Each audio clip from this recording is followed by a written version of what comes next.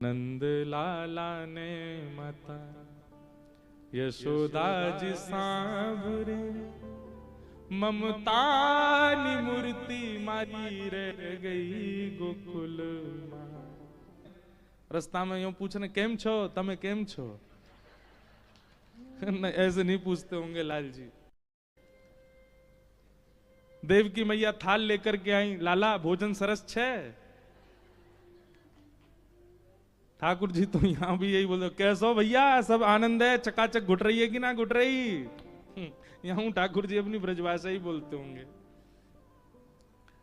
छप्पन भोगन थाल धराई के, छप्पन भोगन थाल धराई के। श्री द्वारिकाधीश कह रहे हैं द्वारिका में 56 भोग धराया जाता है, पर माखन नी मिश्री मारी रह गई गोकुल मां। माखन नी मिश्री मारी रह गई गोकुल मां। अब किसी को अगर हिंदी लिखनी आती हो और जिसको ये पद पूरा याद हो, हमको लिख के दे देना।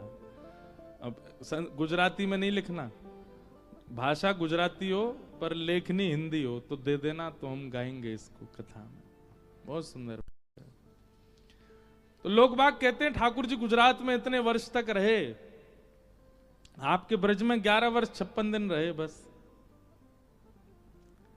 पर भैया याद रखना, द्वारिका में भले ही 100 वर्ष से ऊपर ठाकुर जी रहे,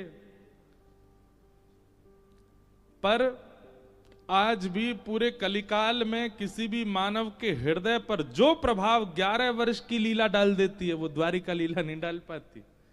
जो 11 वर्ष के ठाकुर जी की लीला वो जितनी भारी पड़ जाती है ना चित्त पर, वो द्वारिका लीला नहीं पड़ती। अवधि कितनी ज्यादा है ये महत्वपूर्ण नहीं है, जितनी है उसमें प्रेम कितना ज्यादा है वो महत्वपूर्ण है। यहां ठाकुर जी इतने वर्ष तक रहे, उसके पीछे भी एक कथा है। एक भक्त की मनोकामना के लिए ठाकुर जी यहां विराजे। कथा आती है,